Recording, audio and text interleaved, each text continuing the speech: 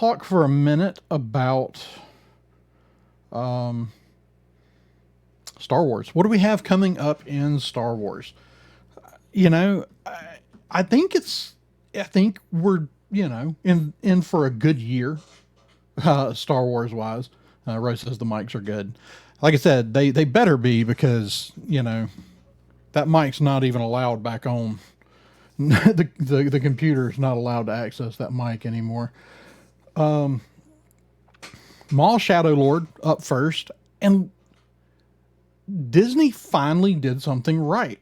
I don't know what took them this long. They have struggled. They've pushed May 4th as Star Wars Day. And of course, most of us are going to say that the real Star Wars Day is a little later in the month than May 4th. But, whatever. May 4th's fun. We have fun. We do fun things, eat blue ice cream and whatnot. But Maul Shadow Lord is going to run from April 6th with the last episode dropping on May 4th. So, yeah, it'll be nice to actually have something drop on May 4th. And I'm really looking forward to this series. Trailer looks good. I think they're telling a good story. I know there's some people that are just like out on the whole Maul thing. There's a lot of people that were just out on Maul just in general. Didn't like the fact that he was brought back at all. And, it is one of those things. I don't think Maul's a problem, but, sometimes sometimes they do bring back people that you kind of scratch your head after. Mando and Grogu on May 22nd. I love that. I love it being back on the original release weekend. Doesn't hurt that it's releasing on my birthday. I'm super excited about this movie. I don't know. I've said many times, this isn't the Star Wars movie to like restore Star Wars to its rightful place at the top of the heap. But I still expect a very fun movie, especially with Favreau at the helm. Let's see. Rose says, I heard rumors that there are 2 more additional Star Wars animated projects on the list. Maybe the Bad Batch follow-up series. I mean, obviously they need something. They've had entirely too much success with animation. And I'm kind of ready. I would kind of love for them to find something a little more long running, like Clone Wars and Rebels was. I'd love to get a story that we can actually do some character development and get to know some characters and get some good story. And, a lot of these kind of one-off seasons, they're cool. You still get some cool stuff, but, yes, an indie series. I'd be down for any of that, but like Lucasfilm definitely needs a new Star Wars series. And I think, like I was saying, not a short one, like actually something that we can get a few seasons out of. Like full real seasons. And I know they don't do that anymore, but it'd still be nice. And you got to figure as long as Filoni's around, they're going to continue doing some kind of animation. And we're also getting that Ninth Jedi series later this year, which, as far as the Star Wars Vision stuff goes, it is one of the ones that, I'm definitely down to see Ninth Jedi get a little more attention, its own series. And I think you're going to confuse a lot of people as far as like, I don't know that any of this is meant to be, I know the visions aren't, but I don't know if Ninth Jedi is meant to be anything remotely canon. I would assume no, but people will get confused over that. But, I know there's a lot of people really liked Visions. In fact, Rose here, I think Ro, you liked Visions pretty good, I think. Nick, what did you think about Visions? And thanks for dropping in the chat, Nick. I guess where I landed on Star Wars Visions is that it's good anime, but it's really terrible Star Wars. because it's not Star Wars. You know, it's anime with a Star Wars skin, and that's fine. It was fun. Yeah, the second season was better than the first, and the third was a real letdown. There was a few real stinkers in that second season though. There's a few that aren't just not Star Wars. They literally set out to break all the rules of Star Wars. But that's a whole nother show. I've actually done that show. But was it experimental? Like, as Rose says, I like the experimental nature of the stories. I mean, I don't know that they're experimental. They're just very anime stories with a Star Wars skin put on them. So I guess they're experimental in the Star Wars realm, but just not a fan. That is what it is. I don't really care. They're not they're not canon, so I don't have to fret too much over the canon breaking stuff in them. And it's not like it's the Acolyte, which still needs the Willow treatment. At least Willow improved right at the end. Sadly, they waited entirely too late to make a decent episode. We have video games this year. Two video games. We have, somebody might have to remind me. What is the racing game? Is it Galactic Racer? Is that what we're calling the new racing game? I had some notes here, but I think I lost them all.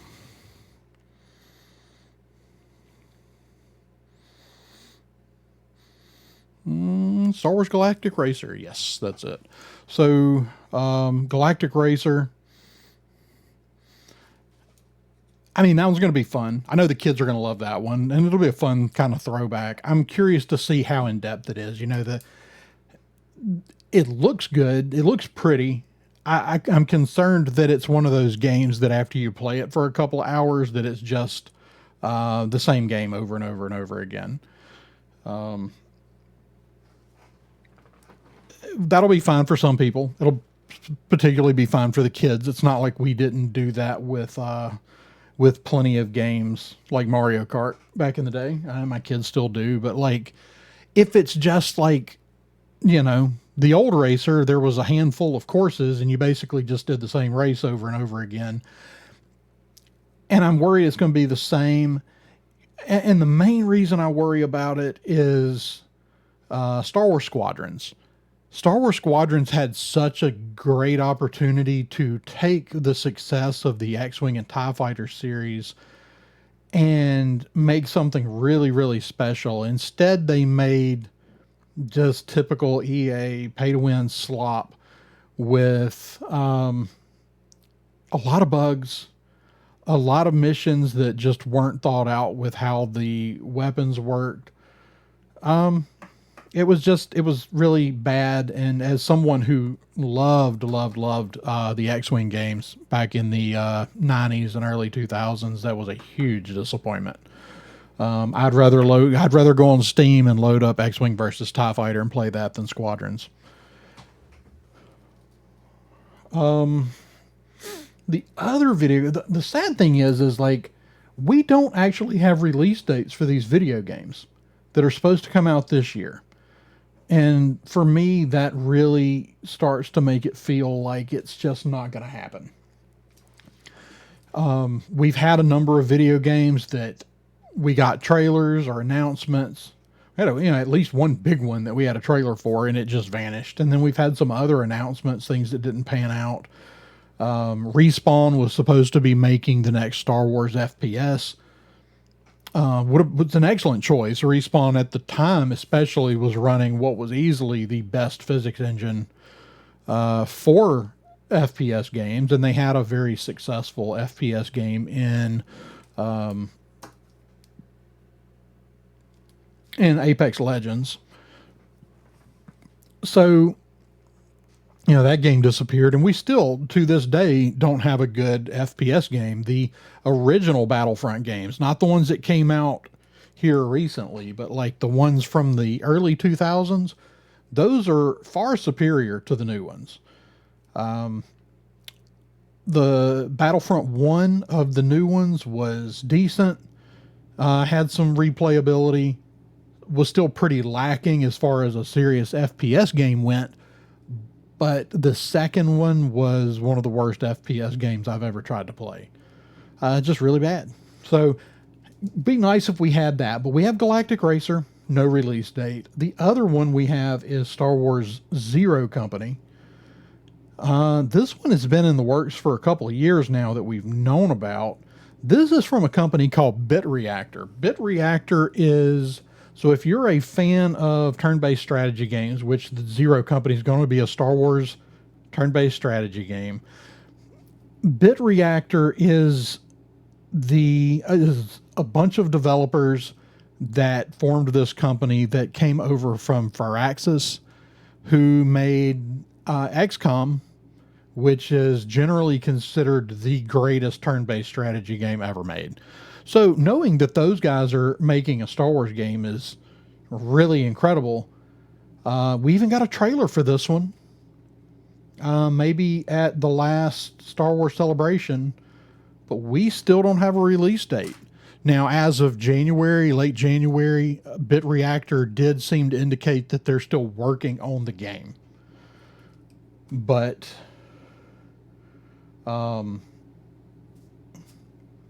it's hard to believe some of this stuff when you don't have dates. And, maybe with the change in leadership at Lucasfilm, maybe they're reworking some stuff.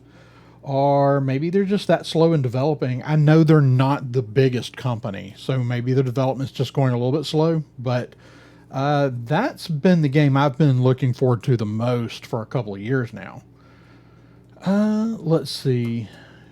Rose said Shadow of Maul miniseries, March 2026. The High Republic, Pathfinders.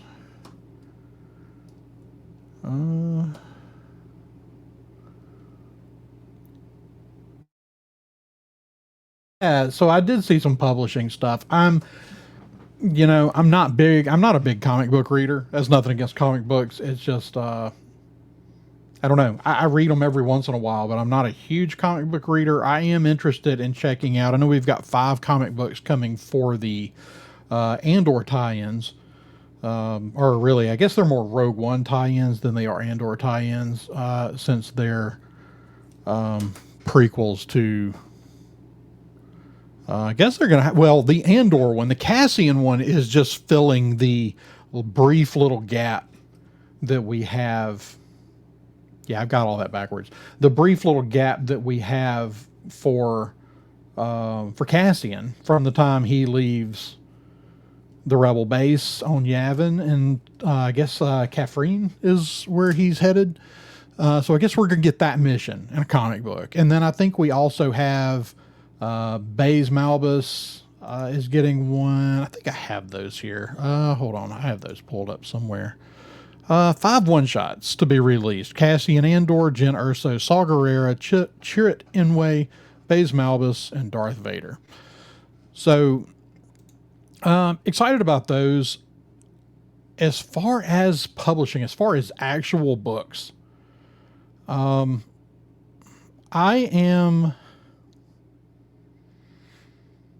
don't know. I would love to get some decent books, but we just haven't really had that many decent books in the last decade. The number of really good Star Wars books has been pretty limited, and I used to buy every Star Wars book that came out.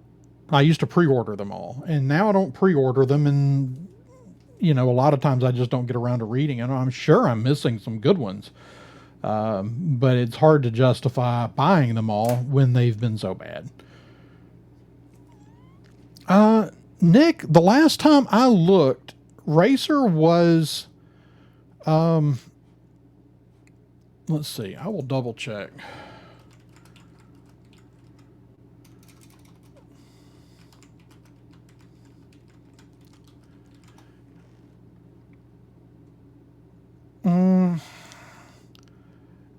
Everything that I see is late 2026. And I see Nick says that we have an Old Republic game, but I think that game is probably scrapped.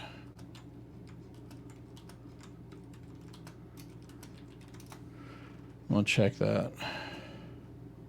Oh no, the not. I'm thinking Knights of the Old Republic. It's just the Old Republic.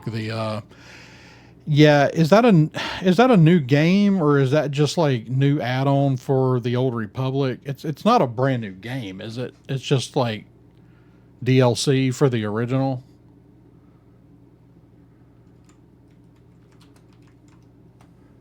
Or is it a whole new game? No, Fate of the Old Republic. You're right. Um, that one.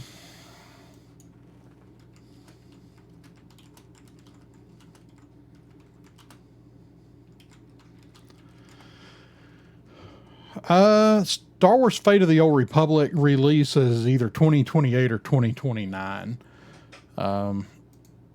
If I had to guess, that game will never see the light of day. They could be just remastering the old one, Ro, but it's what I'm looking at right here does seem to be a new game. Man, my computer's really struggling tonight.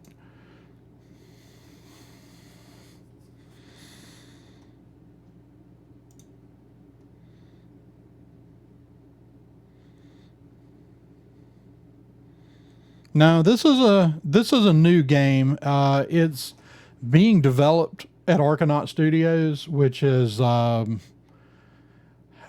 wasn't the one that made KOTOR, but I believe the founder of, or the guy that made KOTOR, maybe that's his company or company he started or something. But it does look like a new game. It really looks like it's meant to be a successor to KOTOR more than it is the Old Republic games. So the name's a little confusing. But yeah, everything I see says 2028 at the earliest.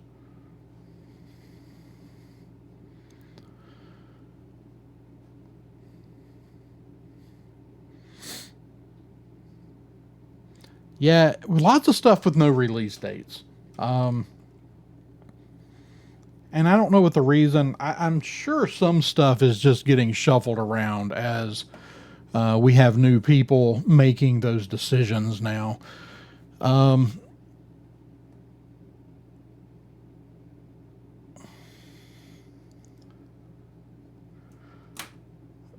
if the Old Republic game has one of the original writers, do you happen to know who that is? Casey Hudson was basically the guy that did the original KOTOR. Um, he was the director for KOTOR and I believe Mass Effect. So if he's involved, expect good things.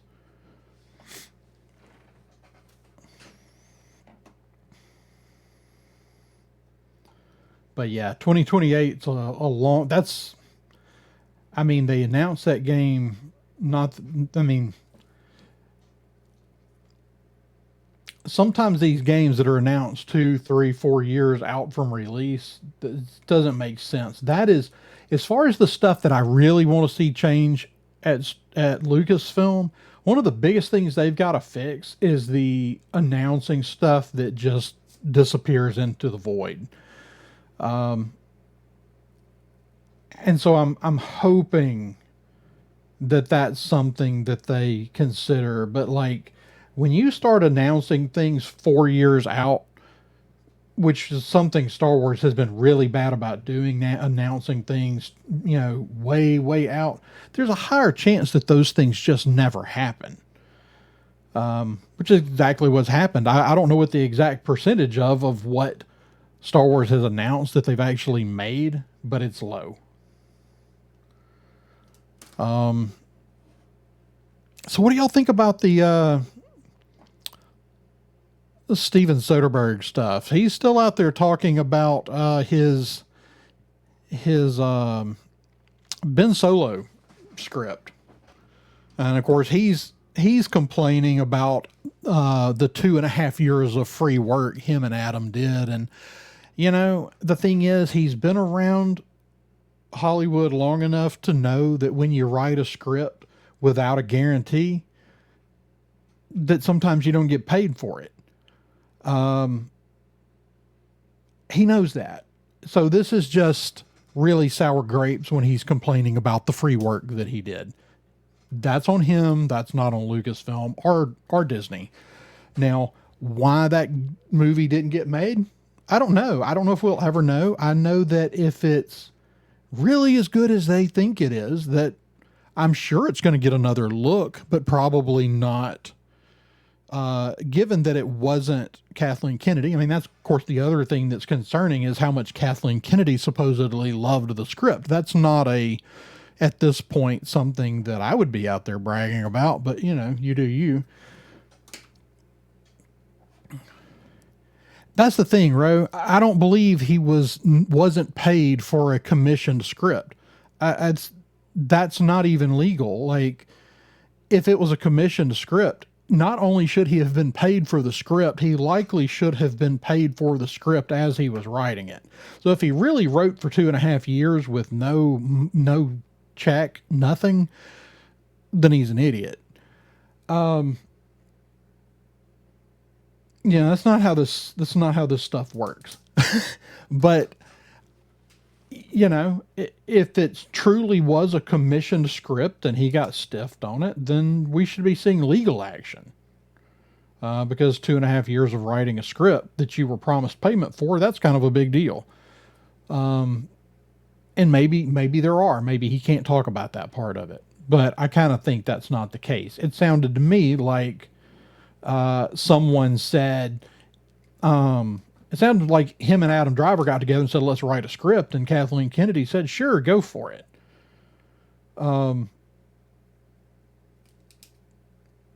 There's a lot of things that are pretty odd about what he's complaining about. But like when you write a spec script, he knows you don't always get paid for those.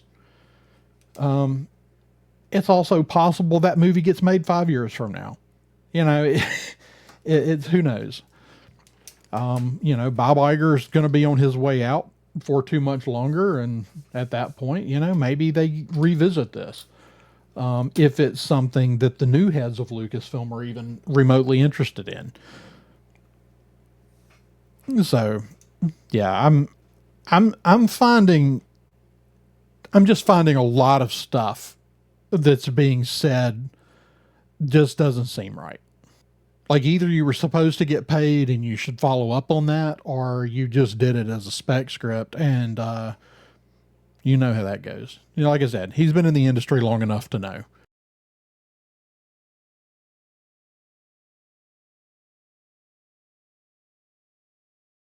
Hey there, sci-fi fans. We hope you enjoyed this clip from a previous live stream of the Science Fictionary podcast. We hope you'll go check out other episodes. We hope you'll hit that like and that subscribe button. And please go check out all of our things over at the Red 5 Network. And as always, may the Force be with you.